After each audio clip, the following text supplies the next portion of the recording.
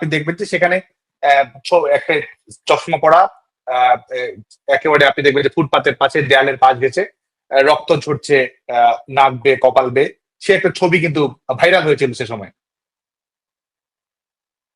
ওই নারীর হাতে একটা ছড়ি, লাঠি, ওই লাঠিটা শুধু লাঠি নয়, ওইটা একটা অস্ত্র। না না, আমি সেটি বলছি না, আমি আমি সেই মূল্যায়নে যাচ্ছি না, আমি আমি যে আপনাকে ব্যাখ্যা দিতে যাচ্ছি। এবং আজকে কিন্তু এই যখন 16 জুলাই মানে বর্ষ 1 বছর সেই ঘটনাকে স্মরণ করে তারা রিপোর্ট করেছে, সেখানে কিন্তু সেই মেয়ে তিনি যখন ঘটনার বর্ণনা দেন, আপনি শুনবেন তার বর্ণনা, তার বর্ণনায় কিন্তু আছে যে স্বাভাবিকভাবে যখন তারা তারা আক্রমণ করেছে, তো কারণ তাদের মূল লক্ষ্যই ছিল পরিবেশটি উত্তপ্ত করা। তারপর ধাওয়া পাল্টা দেওয়ার ঘটনা ঘটেছে, এটা অস্বীকার করার সুযোগ নেই, ধাওয়া পাল্টা দেওয়ার ঘটনা ঘটেছে। ধাওয়া পাল্টা দেওয়ার ঘটনার মধ্যে সে পড়ে গিয়ে আঘাত পেয়েছে এবং তার যে কারণে তার রক্তক্ষরণের ঘটনা ঘটেছে, এবং সেটিকে কিন্তু চালিয়ে দেওয়া হচ্ছে ছাত্রলীগের আক্রমণে, সে তার রক্তক্ষরণের ঘটনা ঘটেছে। এবং আপনি দেখুন যে ছাত্র শিবিরের আজকে তো আল জাজিরা রিপোর্টে দেখলেনই, এর বাইরে যদি দেখেন যে ছাত্র শিবিরের বর্তমানে যিনি ঢাকা বিশ্ববিদ্যালয়ের সভাপতি, তিনি বর্ণনা দিয়েছেন যে তারা 14 তারিখেই প্রফেশনাল ক্যামেরাম্যান দেশি বিদেশি গণমাধ্যম থেকে শুরু করে তাদের ক্যামেরা সেট করা ছিল, এটা তাদের বক্তব্য, আমাদের বক্তব্য না, যে বিভিন্ন অ্যাঙ্গেল থেকে তারা ছবি তুলবে, শত শত ছবি তুলবে এবং মুহূর্তের মধ্যে সেগুলো তারা ভাইরাল করে দিয়ে তারা এক ধরনের উত্তপ্ত পরিবেশ পরিস্থিতি তৈরি করবে। তো সে কারণে প্রত্যেকটি ছবি কিন্তু সেভাবে তৈরি করা, প্রত্যেকটি ছবি সে ধরনের পরিবেশ পরিস্থিতির মধ্যে তৈরি করা। 15 তারিখে ধাওয়া পাল্টা দেওয়ার ঘটনা ঘটছে, ধাওয়া পাল্টা দেওয়ার ঘটনার কারণে হয়তো অনাকাঙ্ক্ষিত ঘটনা ঘটেছে, সেটা তো অস্বীকার করার সুযোগ নেই, কিন্তু যেটি একপাক্ষিক আক্রমণ হিসেবে যেটিকে চাপিয়ে দেওয়ার চেষ্টা করে, একপাক্ষিক আক্রমণ তারাই সূচনা করেছে এবং এই ঘটনার বর্ণনাটা তারা সেভাবে দিয়ে এক ধরনের রাজনৈতিক প্রতিহিংসার পরিবেশটি তারা আসলে চরিতার্থ করতে চেয়েছে।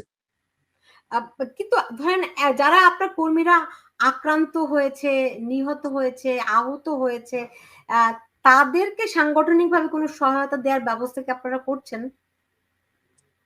এই চেষ্টা আমাদের অব্যাহত রয়েছে এবং এটি স্বীকার করতে হবে যে সবার কাছে সেই পর্যাপ্ত সহযোগিতা আমরা সবাইকে করতে পারিনি, কিন্তু আমরা ধাপে ধাপে এবং ইতিমধ্যেই সেটি করা হয়েছে।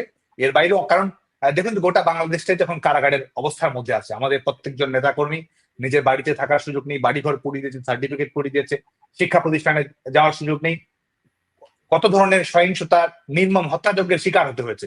এবং আমাদের নেতাকর্মীরা এই অবস্থার মধ্যে আন্দোলন করছে, প্রতিরোধ করে তুলছে, আঘাত আসছে, কিন্তু তারা বরং আরো শক্তিশালী হয়ে কর্মকাণ্ড পরিচালনা করার চেষ্টা করছে।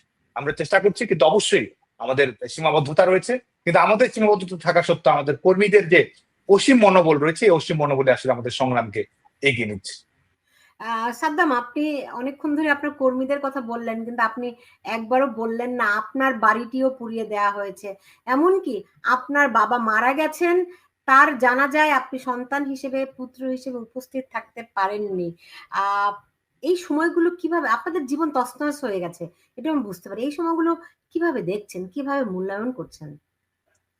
এটি গোটা আমি বাংলাদেশের একজন নাগরিক হিসেবে আমার যে অবস্থা, গোটা বাংলাদেশের সমস্ত মানুষকে আসলে একই অবস্থার মধ্যে দিয়ে যেতে হচ্ছে। এবং যারা হয়তো ছাত্রলীগকে অপছন্দ করেন, যারা হয়তো আওয়ামী লীগকে সমর্থন করেন না, যারা হয়তো আন্দোলনেও ছিলেন, আপনি দেখুন যে মানুষের তো আর নিরাপত্তা নেই।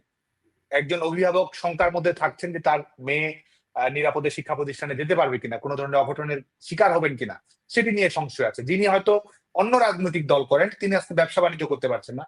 যিনি হয়তো চাকরি করেন, তিনি জানেন না যে কখন তিনি মবের শিকার হবেন। যিনি হয়তো একজন পুলিশ, তিনি হয়তো দক্ষতা মেধার ভিত্তিতে চাকরি পেয়ে কাজ করতে চেয়েছেন, সার্ভিস দিতে চেয়েছেন, আজকে প্রত্যেকটা মুহূর্ত তাকে আতঙ্কে থাকতে হচ্ছে।